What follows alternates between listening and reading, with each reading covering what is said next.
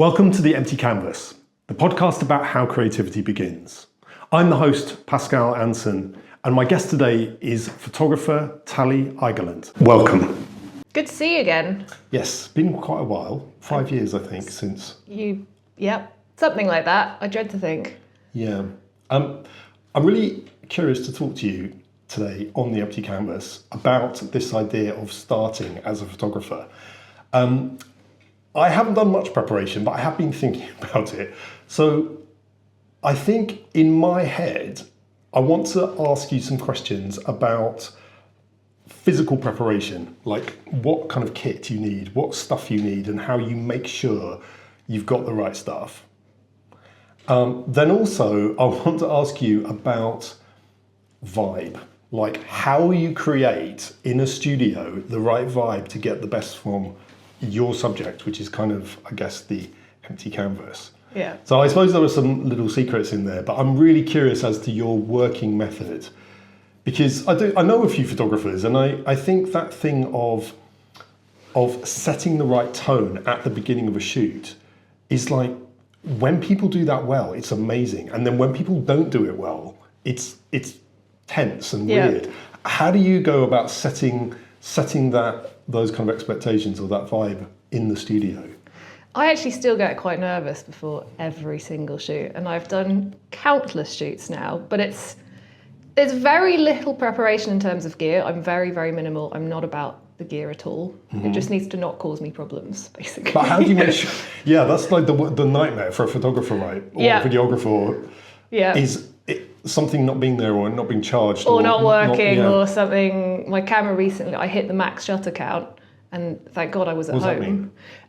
I hit 183,000-ish, but the shutter it has a lifespan. Oh. And this is something that hadn't happened to me before, and it happened mid-shoot. And thankfully, my housemate had a backup, but I thought if this happens so we're prepared for this. 183,000? In about 2.5 years.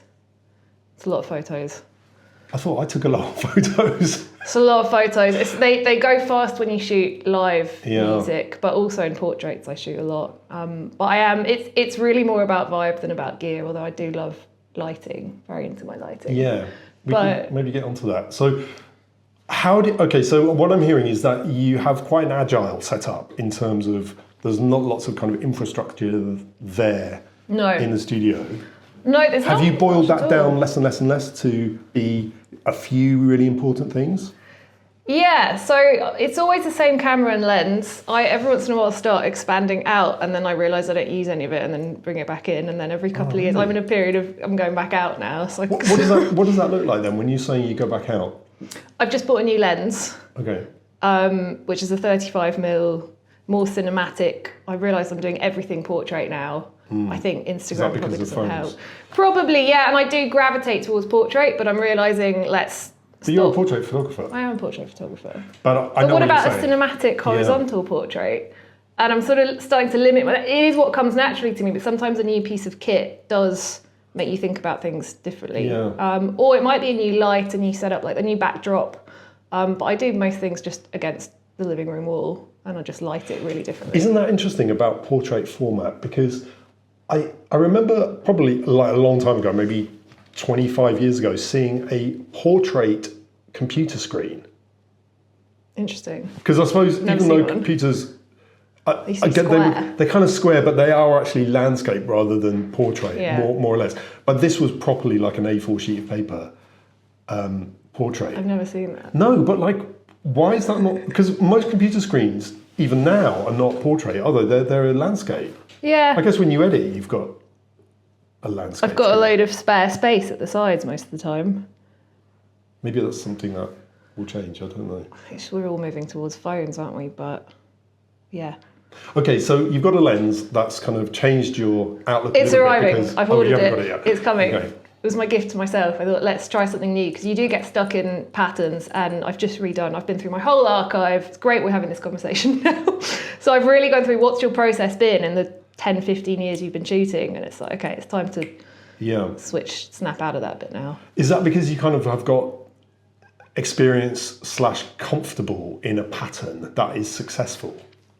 Kind of in terms of setup and lighting, and it's all gone I keep gravitating towards this really colourful stuff, which is sort of bizarre because look at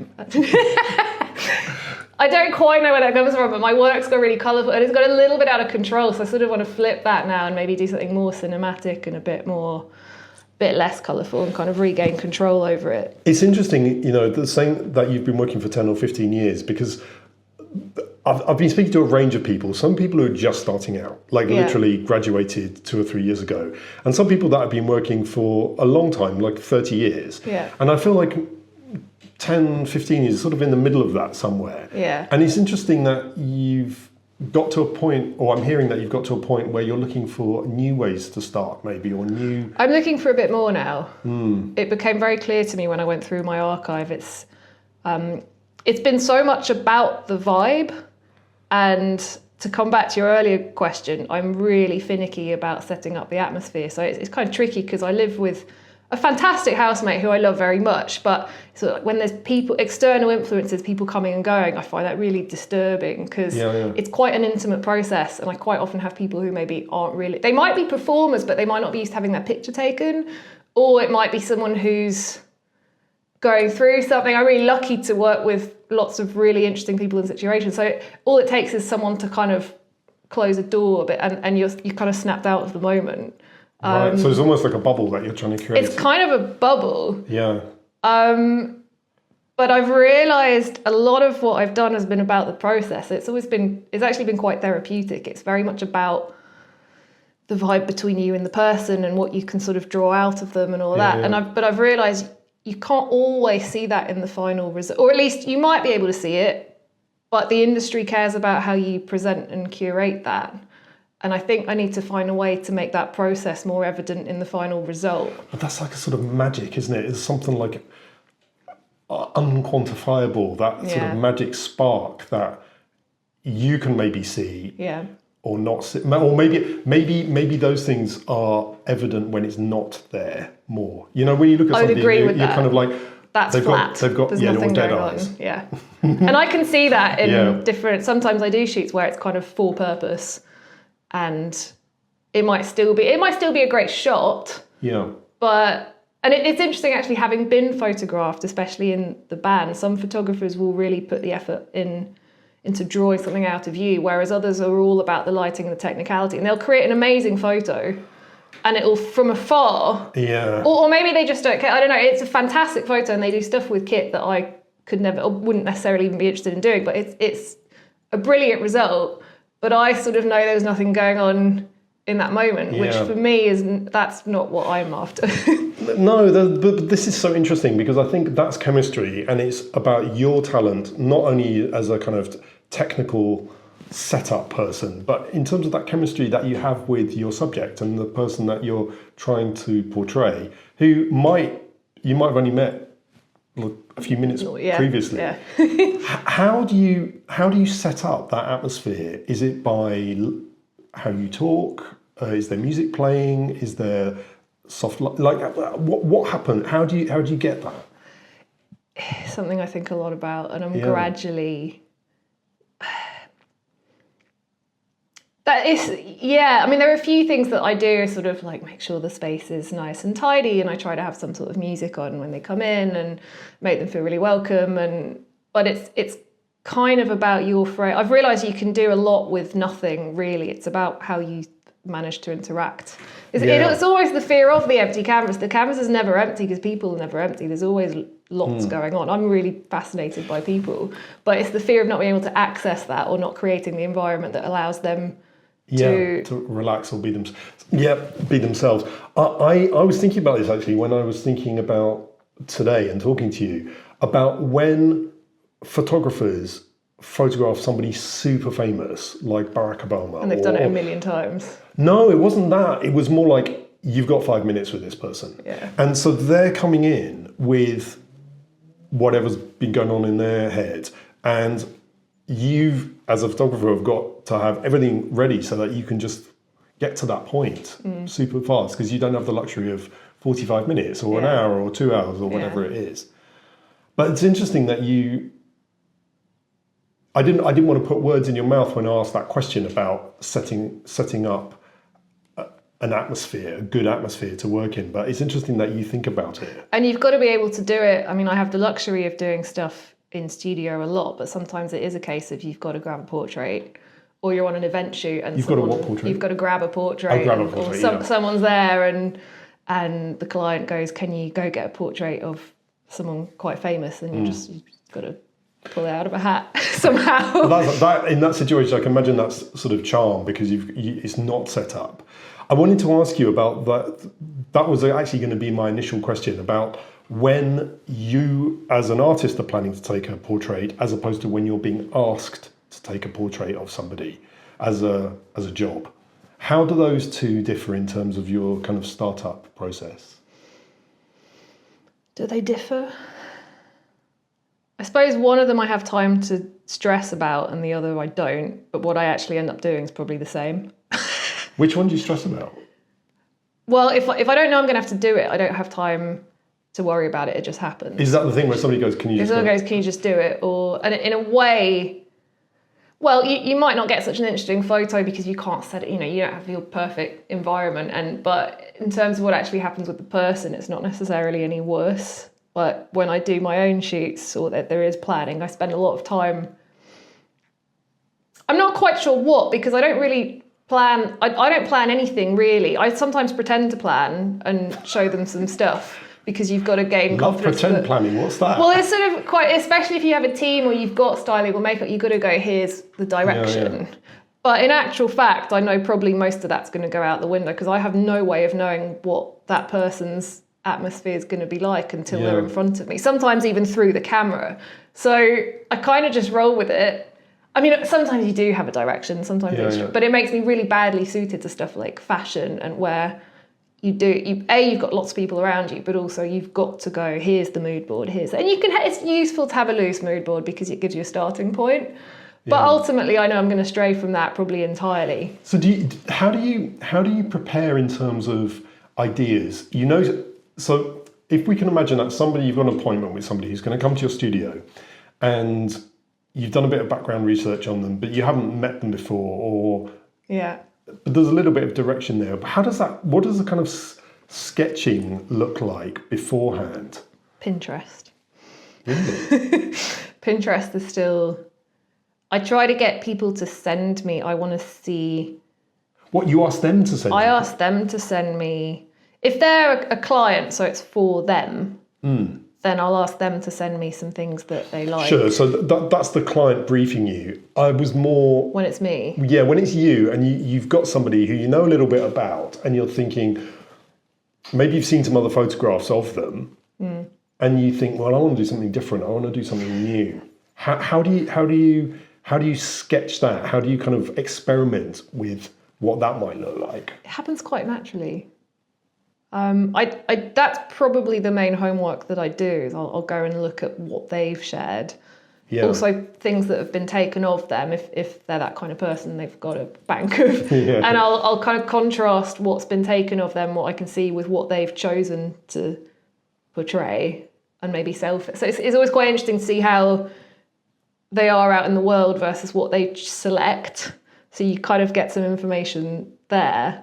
And then I tend to figure out somehow what my idea of them might be. Mm-hmm. But of course, you don't know until you've actually into it. But you sort of form some kind of idea. Or maybe if it's a shoot I've planned, there's probably a reason why I was interested in photographing them in the first place. Yeah. So I'm kind of looking to draw that out, whatever it is.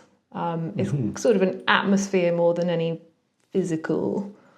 It's not I want them to look like X. It's like I'm sort of perceiving something about them that I'm interested in honing in on. That sounds quite subtle. That almost feels like something like an aura or something that you feel you want to see if you can draw out or bring to the image that you're creating. Yeah, which is quite ambitious. But that's very interesting that you're saying it's not like I want to make it look like this image. Or this thing. Well, I mean, I've talked to designers on this podcast about referencing other things to do with your craft and what you reference to help you. Yeah. But I'm really interested in the fact that you very explicitly said it's not about necessarily that visual, but it's about something a little bit more invisible, which when as I'm talking to you sounds strange because a photograph is incredibly visual as a representation of somebody. Yes, and that's kind of the realization I've had. I need to maybe emphasize the visual outcome a little bit more. Mm-hmm. So what does your setup look like? If I walked into your studio, what would I see in terms of setup? You'd be quite underwhelmed actually because it is a living room. There's a big plain wall that's sort of a light, kind of sandy, greyish pink colour, which like is this? a whole other story. Slightly darker. This is very flesh coloured. Yeah, it's a nice wall. Slightly pinker, which was a total accident. That's another story. But actually, it's turned into a really good base because I do so much with light anyway that I could start with pretty much any colour wall. Okay. Not as bright green, but so I shoot most things against that wall. I do have a pop-up backdrop as well if I really want something black or grey, like something really different. What's a pop-up backdrop? It's sort of a like those tents that you just that you can never ever get back into the same shape. Yeah. Same deal. Yeah. Do you do that as well, where you have to like watch a YouTube video about how you then grab it and then do this thing to get it back into? So I've put it out and now it just stays out because it's never ever going to go I'll back probably into never the get it back in. That I'm sure that video, that guy that did the how to put the pop-up tent, Yes. he must be a millionaire with the amount of views that's had, because honestly, difficult. I hope he's doing advertising. Yeah, but there's lots of things like that on there. The reflectors are also a bit like that. Where don't bother with those. You'd see 3 lights. You see one big kind of round soft. I've switched to continuous lighting. I was always flash before. Okay. For gear people, I found once I went mirrorless, continuous kind of worked better with that. So I've got one big kind of soft round thing and 2 slightly less powerful that I can shape, and I tend to put colours on them and by shape, do you mean it's got it's got a grid doors on it which narrows the light and doesn't let it go everywhere, and then it's got barn doors, so I just leave them up like that. They're by a brand called Harlow, who are really cool. They're very pretty lights. You can leave them up and they're not offensive. And they look like something kind of decor. They've made them look kind of like vintage cameras. Yeah, they're really nice. Whereas every other light I've had before, I would tuck away because they looked horrible. That's funny because that's funny you say that, because I feel like maybe 3 or 4 years ago there was definitely a vogue for people having tripod lights in their living room with a kind of dish on the back and a kind of reflector bulb. Yeah. But like from John Lewis or something, I've seen. They have them in photo studios quite a lot. Yeah. Big old thing in the corner. But that sounds like these things. We'll find a photo of those. They sound quite good if you can leave them up.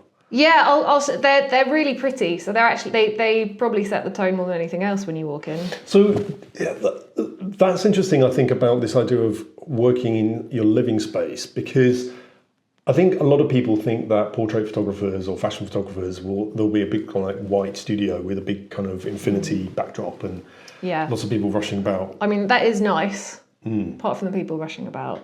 I'm the fewer people, the better. Yeah, the fewer people. Yeah, exactly. The fewer people, the better. I mean, I do it, and there are times when I've done bigger shoots with editor with full crew. And I can do it. And actually, it's really fun when you do it, but it's not what I naturally am pulled towards. It is more intimate, one-on-one. Even makeup, I sort of have mixed feelings about. It can be really nice, honestly, add something to the shoot, and it can often make the person feel more comfortable. And so I'm not against it, but it's quite nice when you're shooting to... It's very conversational as well. It's much less. And how far away from the subject will you be? Really close. So very intimate, very in your I'm face. notoriously I really like the 3-dimensional. I want you to feel like you're there. So if I can have something coming towards the camera, or I'll distort slightly. The viewer is there. Yeah, I want it to be very immersive. It really is what is going on in that moment. So I tend to be close. Almost invasively close. Is this all right? So yeah, but now with the Sony, I can actually like move it towards you without necessarily being also. But that's so interesting, isn't it? About what we were talking about setting the right tone and intimacy and distance, because you get to a certain point with somebody that don't know. Don't know, but also as a subject, if you're meeting the photographer that you've never met before, and then suddenly there's like a bit of kit in your face. Yeah. Well, you don't do that first thing. Hello, bang. Yeah, but I do love when I get to work with people again and again. There are a few people that I've shot, and that's really nice because you get to see the evolution of their career as well. Yeah, and there's some trust there of like, and there's a trust there, so you kind of jump straight in. Great job, and that's really nice. But I don't always do that. But that does tend to be my, and it is primarily portraits. And I do longer shots as well, but my preference is quite tight portraits. And if we're talking about, do you shoot actors?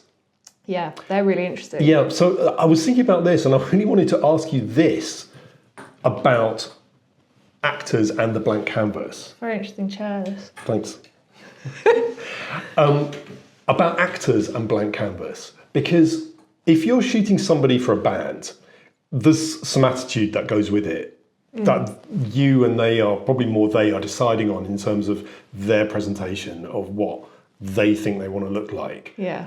But with an actor, surely there's something there which is almost the opposite of that, which is like a blankness, but also interesting. How do you go about drawing that out? It's really, at the beginning, I was almost being coached by actors into what they needed. Now I've done enough of them that I sort of know what I'm aiming for. So they would just start telling you? I had a few experiences at the beginning where they were sort of like, okay, no, that's too fashion. This is more what we're trying. And it's like, okay, I get it now. And I have to, for me, it's like toning it down a bit because I tend to be quite creative with lighting. And although you can get away with more and more, I've noticed. It used to be you've got to do really neutral. Now you can bring in a bit of, but that's really nice actually, the challenge of doing more with less. But it's a very interesting challenge because actors tend to be really great at performing, not necessarily at being themselves. So it's sometimes the greatest challenge are people who are very used to being on camera and very used to performing, and you've got to figure out how to not do that, make it look like them, which can be it's extra difficult with performers. I thought you were going to say something else then. I thought you were going to say that they were used to being on stage but not used to being photographed. And they wouldn't know what to do with themselves. Yeah. Oh, they don't know what to do with themselves. Because they're used to taking direction, right? So, there's a character that they're in, whether it's on stage or on film. Yeah. And they're inhabiting that character and they're being directed. And then suddenly they turn up with you and they've got to neutralise everything again. Neutralise isn't quite the right word because I guess as an actor, you're kind of like, well, I'm this is kind of the direction my personality is heading in, or my age is heading in, or whatever. Yeah, especially with repeat clients, you do kind of get that, okay, that was great, and now it's 2 years on, and I've grown my beard out a bit, and I'm pitching for slightly different roles, and we need to pull that out. But sometimes you have people who come in and they've done it so many times, especially if they're a bit older or they've been in the business longer, they kind of know what to give you and how to trigger it in themselves. Or they might be trying to do something new and different, in which case you have to direct a bit more. But with younger actors or just people who aren't as experienced, you do have to put in more. But this is the thing with every shoot, I never know how hard I'm going to have to work. I never know if the person's just going to jump in and kind of, in which case my job might actually be to deviate them slightly from their plan to get something a bit different or get them enough variety, or it might be they come in and they have never done it before or really don't know what to do with themselves, and I'm going to have to do an awful lot, which I enjoy, by the way. That's not a complaint. But I'm starting to understand a lot more now about this moment where people walk in and it sounds like you're using a lot of experience, but then also having to prepare for not what you expect, maybe. Yeah, even from the moment the person walks in, you still don't know until you're looking at them through the lens. Yeah. I've learned that more and more. You can have an expectation and then people photograph so differently. Really, really differently. It's interesting.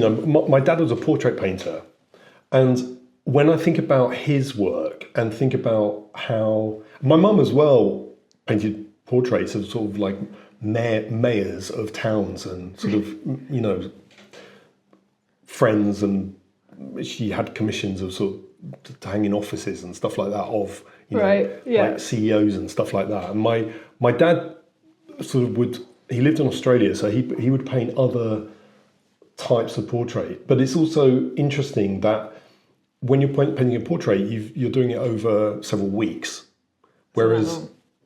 Well, you meet the person, you do a little bit. You get loads of different versions of them. Yeah, and you might see them 3 times. You might see them once to start off and sort of meet them and assess everything, and then do a little bit of work, maybe work from some photos that you've taken of their nose or whatever it is. Yeah. Then you might see them midway through, and then you might see them towards the end. But I think that's such a different type of process to what you're describing, which is having to make people kind of relax, but also not kind of shine or glow in this quite compressed.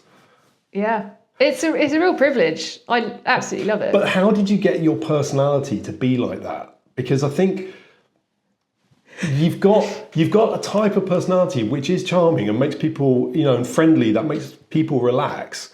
But not all photographers are like that. Thank you. You're welcome. Is that something? You have been photographed by me. I have been in very strange circumstances. Yeah, super weird circumstances. Not your typical. During lockdown, with lots of weird things going on. Oh, we masked up and everything. I mean, you weren't in my face. You were quite a long way away. Yeah, but I my thing at all. have been photographed before, and the vibe has been very strange. And you walk into a studio, and as a subject, you have to react to what's there, and I think I've also been very aware of the charm of the photographer, or somebody being, come on, let's just get this over and done with. And I'm wondering where that person. I suppose what I'm asking you is, are you aware? Why am I like this? Yeah, why are you like this? Are you aware of the personality that has got you to being a professional photographer? Can you see evidence of where that started? That's a really great question. I suppose I've always been really fascinated with psychology more than photography. And interestingly, my dad was a photojournalist, and he was interested in travel, and he was a great photographer, but I don't think that's why he took pictures. Oh, wow. And it's sort of similar for me. I'm a great photographer, but I don't think it's about the photo, really. I never lived and breathed photos, really, which I was told you have to do. You have to go to all the exhibitions, you have to assist. I never really did any of that. I was interested initially in music, and then, and at the same time in people. So it's almost an excuse to get to have that time with someone. This is such a revelation. I'm so glad I asked that question, because I was thinking, hang on, I'm being teased here. But no, that's such an interesting. And I do love photography. Yeah. Don't get me wrong, No, but it was of course. kind of the byproduct rather than the initial motivator. You see, I think with my parents, they like painting more than they like people. Interesting. That's probably how it's supposed to. No, you see, I think this is what is so interesting, because I think the motivation to start something is kind of what I'm asking you about. Yeah. And I think I started off and I think your answer was amazing, actually, but I'm also curious about what that type of personality is in terms of engagement with somebody that allows you to make them feel at ease and trust you with their image. It's always reassuring when what you like from a session is what or when someone uses your photo as a profile picture, you're sort of like, okay, I didn't misread them completely. That's always... Because you never know, you might have liked one thing not liked as opposed, as in you wouldn't have liked the other things, but there might have been one thing that drew you in that you were really trying to capture. And maybe for them, that was only a small part of what they want to display. So it's always very reassuring when they do use your photo as kind of a main event, because it's sort of like, oh, okay, I wasn't totally barking up the wrong tree. But I don't know, it's there's a pattern of it being quite therapeutic. All the most interesting shoots from my point of view have been, and I didn't set out for it to be this way, but I've noticed it over the years, and going back through the archive, the stuff I was doing 10, 12 years ago, it was slightly different technically, but actually the vibe was the same. It's been very consistent from the beginning. And I doubted myself, and I went and did loads of other things, only to come back to exactly what I started out with. Well, But I suppose there's that thing of, if it's not broke, then don't try and fix it. Yeah, but you're kind of told. I'm also hearing that you want to diversify your style or your A process little bit. I'm bit. trying to work out what else I can do with that main through line. But the personality thing and the main reason why you do it is something I've been thinking about a lot. And it is about the reciprocity, actually, because I talk to other photographers who have this almost voyeuristic, like they like a really long lens and they want to shoot from I'm the complete opposite of that. I want to be in the moment with them. And it's very mutual. It's like the more they kind of bring stuff to the table, the more I'm quite exposed. Like it does remind me of all my favourite therapy sessions have been when the therapist has said something about themselves, and I don't like this kind of one-way system where I'm observing and taking. Yeah. It's like the more it can be an interaction, probably the better it's going to go. But that's quite hard for the subject to know that, because I think you think as the subject of a photograph, you think I'm going to turn up. Yeah. And there's going to be this transaction that happens, and like I've got to sit there, and they're going to tell me what to do. Yeah, it's not really what happens. It's very collaborative. I really like it to be an exchange, not I'm going to do this and you're going to... they all flow differently. There are times where it's a bit more, look that way, do that. And sometimes it can be, especially if you're nervous, a bit of direction I think is probably helpful. But the more you relax, generally the more collaborative it becomes, and we'll look at something together and go, okay, what do we like? Is the feeling? And we shape it together. And it's really very fulfilling. And that's sort of the driving... Yeah, I'm understanding that. That's really good insight, I think. I want to ask about this idea of the moment, because pressing the button on the shutter is a moment. Yeah. Can you talk a bit about how this relates to music and the band that you're involved with, but also, when I look at your photographs, I know that you've got an interest in music and you're in a band, but that it seems there's so much kind of punch and rock and roll to your images that must have come from heavy metal or like something to do with like rock music. That's what I see anyway. I appreciate the feedback. It's not an observation. Conscious. It's an observation only. It did start. I started out shooting bands just because I wanted free tickets to gigs. I think I always wanted to be a musician. Photography sort of came out of that. How did that happen though? Because like, everyone goes to a music concert and they take photos now. Yeah. But like, how was that different for you, where you were like, oh no, this is the because what made me think of that was when you were saying about capturing that moment and being in that moment. Because I feel like watching your favourite band play, you are in that bubble and there is that moment that you want to preserve and capture and keep. Yeah. And that is different from somebody just holding their phone and recording it, or recording themselves watching it, or whatever people do. But there must have been something with you where you were like, no, I want to do more than do that casually. I want to like really do this. I think I interpreted it. You're right, but I'd say it's less about the visual aspect and more about the intensity of the experience. Yeah, the moment, right? Which translates into something. But you're absolutely right. I hadn't thought about it that way. I've always been drawn to quite intense things. So I suppose an ideal shoot for me is when there is a real kind of moment of connection and something happens. It's hard to describe what really, but when you forget about the fact that it's a shoot and it just becomes sort of and it's the same with music or on stage or being part of a concert. Whichever place you're coming from, there's this sort of moment where you're immersed in it and not so aware of the structure. And I think that's quite hard to do these days. Oh, I love that. Being immersed in the moment and not aware of the structure. Because it's so immersed, it's so overpowering.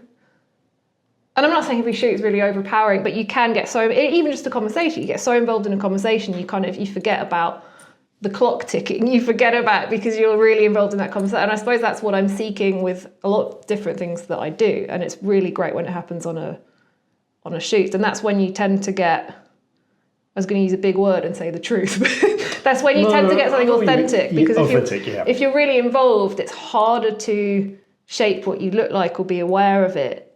You're sort of coming out of that and just being present. And can I ask you, when you're photographing a band, how do you prepare for that? How does that, How do you go into that situation? Because I'm kind of curious about. In a live setting, or Yeah, because I think musical performance of any type is about the interaction between the audience and the people playing, and that kind of synergy. And then there's somebody else, kind of you, running around at the front, kind of trying to capture that, but also trying to third wheel, not break the spell that's there. Are you ever aware of that? I like to get quite involved as well. In the ideal show, I am quite up close, and you've got the head of the guitar that's noticeably large, and the foot, because you're right in it. And I think that's what I enjoy about shooting shows. There's a lot I enjoy about shooting shows, but ideally, though, it's the same as with a portrait. It's kind of a live portrait more than concert photography. And you do both, but ideally, if I can get up sort of in it, either maybe it's a band that you know or a band that's just quite forward presenting, and you can get that depth of field where you can really feel, because most of the audience doesn't have that luxury. Yeah, you're you very kind of close, want to be you? like, Yeah. Here it is from right in here. Or when you can get on stage, or get the drummer, because often drummers get missed out. But that's not all there is. It's also about the atmosphere of, and the same with portraits. The atmosphere is really important as well. So my personal favourites tend to be the really up close, quite visceral. You can feel it. You can see the sweat drip at you. Yeah. But it's also the general atmosphere of the whole situation, which might be something a lot calmer and a lot more discreet, subtle. Yeah, interesting. I think that describes it really, really well in terms of, I think, what I was imagining, because I'm an observer of your work, and this is an opportunity to talk to you about a little bit the mechanics of what happened, or the structure that happens behind that. So I think that's really kind of super interesting insight. Can you, just before we finish, I've got a few things I'd like to talk to you about, which is kind of, I was going to ask it in terms of this idea of, before you go and you've got to kind of deal with the performance on stage, which sounds, well, I say deal with it because it feels like an environment that you're not in control of, whereas you're very in control of your studio and the lighting and... Kind of.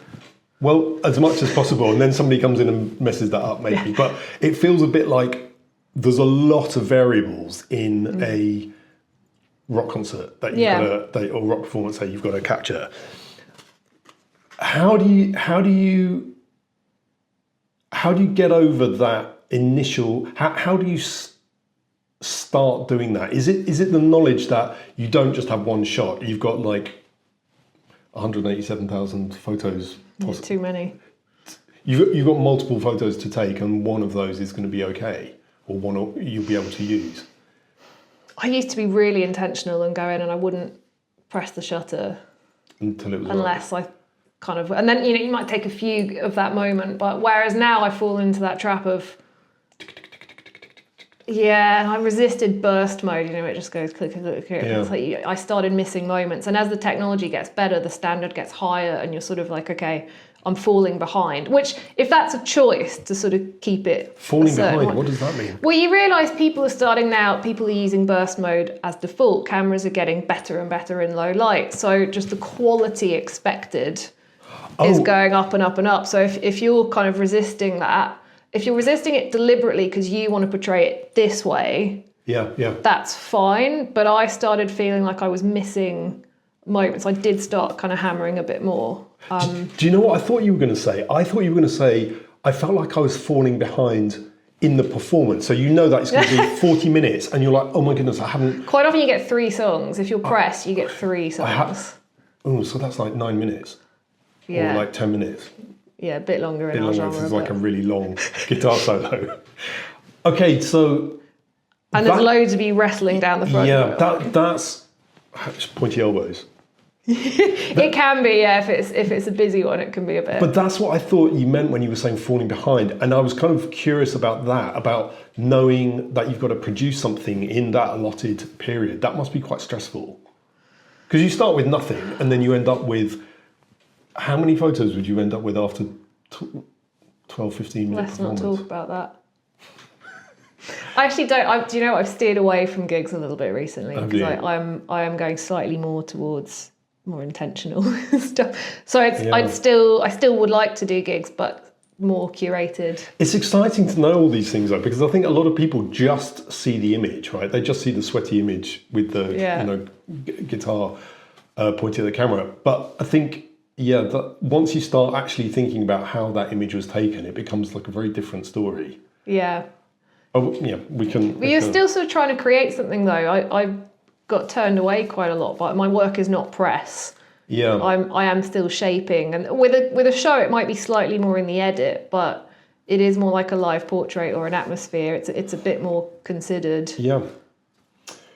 Yeah, I love all that. I think that's the biggest revelation for me that you've talked about this idea of moving away from an image that's in your head to capturing this moment or this kind of special connection, intimate connection with somebody. That's like I think that's such a lovely way to think about photography, because I think I'm not a photographer, but like everybody, I take photographs. Yeah. And I think it's Very well. Well, thanks. I feel like I've got some understanding of composition, but what I don't have, and I like taking pictures of people, but what I don't have is this thing of, I think the way you're explaining what's in your head when you're starting is completely different, completely different. I love that because it's... But you're doing it now. What? I don't think it's that different. The process that I would go through on a portrait shoot is very similar to what you're doing as we speak. Yes, but when I'm taking a photograph, I'm not doing that. I'm very concerned about the image, I think. I'm very concerned about what's around the perimeter, what's in focus, what's outside the frame, what's inside the frame. Which arguably I should be more conscious of. well, I've got a few questions to finish before, and some of these I realise are not terribly relevant to photography, but I think they're just rapid fire questions, and I think they kind of talk a little bit about how you as a photographer work. So the first one is pencil or marker?